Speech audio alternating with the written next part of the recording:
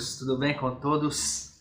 Meu nome é Gustavo Costa e eu sou professor de percussão popular afro-brasileira, Secretaria de Cultura do município de Itapecerica da Serra, município localizado na Grande São Paulo, e é por iniciativa da Secretaria de Cultura que a gente está tendo essa conversa sobre percussão, sobre um pouco da história da música, um pouco da história da percussão. E hoje a gente vai falar um pouquinho, vamos voltar um pouquinho no relógio do tempo, vamos falar um pouquinho sobre o berço da humanidade, sobre as nossas raízes, a Mãe África, o território, o continente mãe, e vamos falar um pouquinho sobre os instrumentos de percussão, sobre o que são os instrumentos de percussão, instrumentos, como eu já falei um pouquinho nos outros vídeos, instrumentos que se definem por categorias, altura, instrumentos de altura definida, instrumentos de altura indefinida, enfim, e dentro dessas categorias a gente tem as divisões dos instrumentos. Não são os nomes que são o foco aqui da questão, mas sim a gente estabeleceu aí algumas diferenças entre os diferentes instrumentos, entre os variados instrumentos de percussão. Certo, meu povo? É isso aí, segue o plano.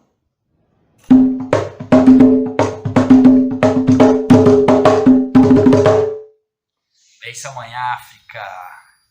Bom, todo mundo sabe que a África, o continente africano, é considerado o berço da humanidade, não só pelos registros arqueológicos, as ossadas mais antigas dos povos mais primitivos foram encontrados aí na Etiópia, localizado lá no chifre africano, conhecido como chifre africano, já perto do Oriente Médio, mas também porque a gente sabe que os fluxos migratórios partiram desse continente.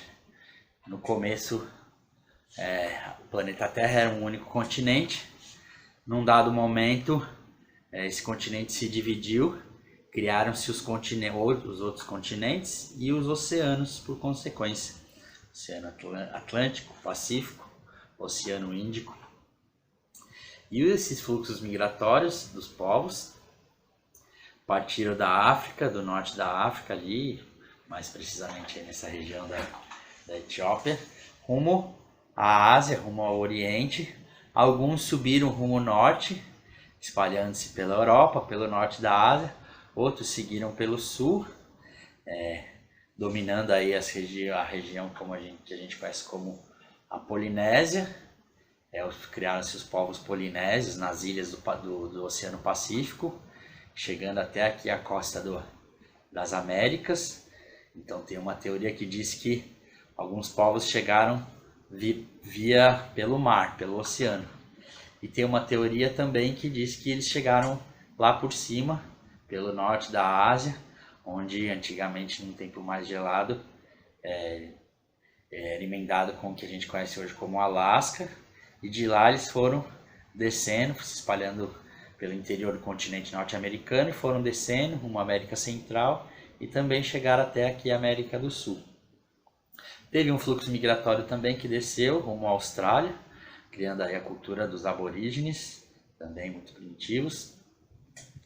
E teve esse fluxo, então, como eu estava falando, esse fluxo que desceu rumo à América do Sul, criando aí os povos nativos indígenas, que a gente tem povos isolados até hoje no meio da floresta amazônica, a maior floresta tropical do mundo. Então até hoje a gente tem esses povos aí preservados, incomunicáveis ainda com as civilizações modernas.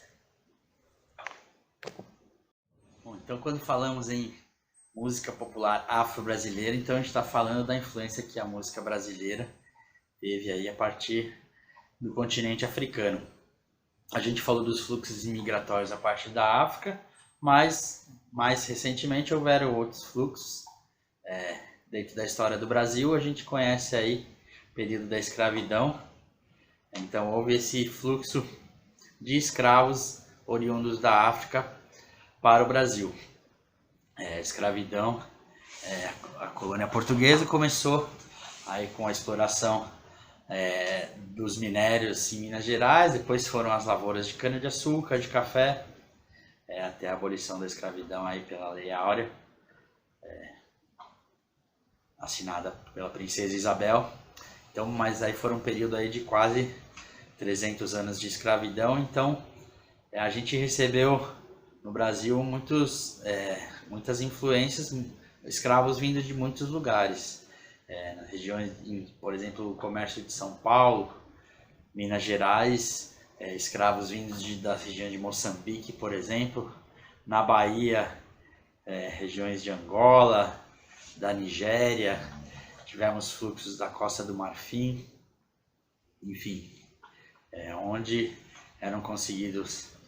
conseguiam escravizar, eles eram trazidos, o valor era um valor bem pago, então eles eram jogados aos montes nos navios, conhecidos como navios negreiros, e os que chegavam vivos até aqui eram comercializados, ou iam para as jazidas de minério ou para as lavouras.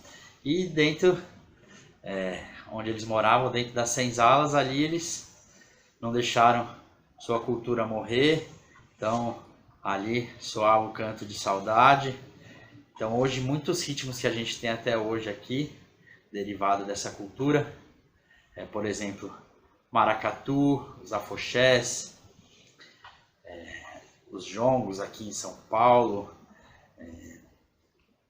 a capoeira, até chegar no próprio samba que a gente tem hoje, todos esses ritmos aí são com certeza influência da música africana e da instrumentação que os africanos trouxeram aí com os seus tambores, os atabaques, enfim, todos os tipos de instrumentos de percussão que compõem aí essa musicalidade africana. Sempre dividindo aí, a África tem um grande deserto que divide praticamente o continente em 2 pedaços. Então, esse grande fluxo de escravos foi trazido da África subsaariana, ou seja, abaixo do deserto do Saara, ao sul do deserto do Saara. Então, todas essas etnias se encontraram aqui no Brasil, se fundiram, e o Brasil é hoje esse caldeirão, essa riqueza de ritmos. Então a gente tem muita coisa para trabalhar, muita coisa boa para explorar, para conhecer, dentro do universo da percussão popular afro-brasileira. Então, dentro dos instrumentos de percussão, a gente tem os instrumentos de altura definida e os instrumentos de altura indefinida. Já falei um pouquinho, mas vamos falar de novo. Então, os instrumentos de altura definida são aqueles instrumentos onde a gente toca numa determinada região e sabe que nota que a gente está executando. Aqui atrás, por exemplo, a gente tem uma lira de banda, uma lira metalofônica, produzida a partir de um metal, essa é de aço inoxidável, que aqui a gente tem 2 escalas de escala cromática. Então temos as notas naturais, os sustenidos e bemóis, possibilita a gente executar aí diversos tipos de música. A gente tem também mais ou menos dentro desse formato, temos o xilofone. Xilofone, quando falamos em xilo, é tudo que remete à origem de madeira. Então, xilofone são teclas de madeira. Assim como vocês já devem ter ouvido falar em xilogravura, por exemplo, é uma gravura a partir de uma matriz de madeira. Dentro dessa configuração também nós temos a marimba, que são teclas de vidro. E já na percussão erudita a gente tem também os tímpanos, como eu já falei um pouco sobre os tímpanos, mas os tímpanos hoje em dia são usados mais dentro da configuração das orquestras, não fazem parte da percussão popular, na maioria dos casos, mas eu já vi tímpano sendo usado aí em música popular também, tá? As fronteiras, as portas estão abertas para essa mistura aí, essas influências, essas misturas. Então esses são os instrumentos de altura definida que a gente conhece, que a gente tem aí dentro do universo da percussão brasileira.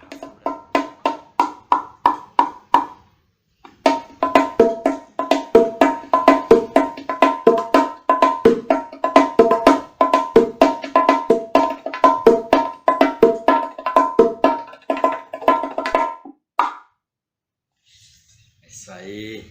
Então esse aqui é o bongô. Vamos falar agora um pouquinho sobre os instrumentos de altura indefinida. Então, altura indefinida, eu toquei aqui um bocal agudo e um bocal mais grave, mas a gente não tem necessariamente estabelecida a nota.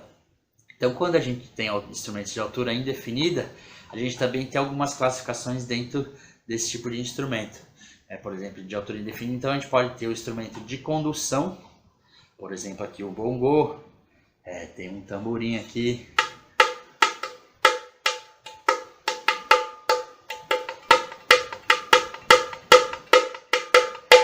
Onde a gente estabelece um ritmo e faz a condução desse ritmo. A gente tem as congas, temos os atabaques aí, que são grande influência da música dos africanos. A gente tem o pandeiro também, como eu já toquei aqui um pouquinho.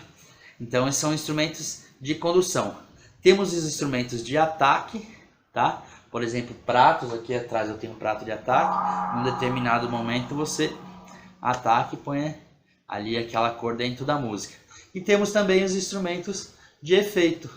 Então aqui a gente tem também um ganzá, que também faz parte de um instrumento, também pode ser considerado um instrumento de condução, mas também pode dentro de um determinado momento fazer um efeito dentro da música. Aqui a gente tem uma queixada, por exemplo. É um instrumento que você ataca e também preenche com um efeito. Aqui temos alguns tipos de apito, um zabelê, por exemplo, usado pelos índios.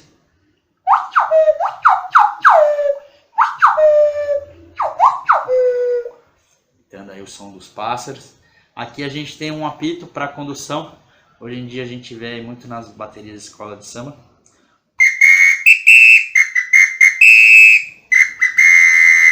Também está presente. Então, dentro dos instrumentos de altura indefinida, na música afro-brasileira, a gente tem essa gama. Temos instrumentos de condução, instrumentos de efeito, instrumentos de ataque. Então, nos próximos vídeos, agora a gente vai falar um pouquinho sobre os instrumentos de condução, instrumentos de membrana produzidos a partir de um bojo de madeira e com uma pele, ou de couro, ou de cabra, ou de boi, ou às vezes uma pele sintética também. Então vamos estudar aí alguns ritmos construídos a partir desses instrumentos, os atabaques, das congas, dos bongos. Também vamos estudar também os ritmos de samba. E é isso aí, segue o plano. Um abraço, fiquem todos com Deus.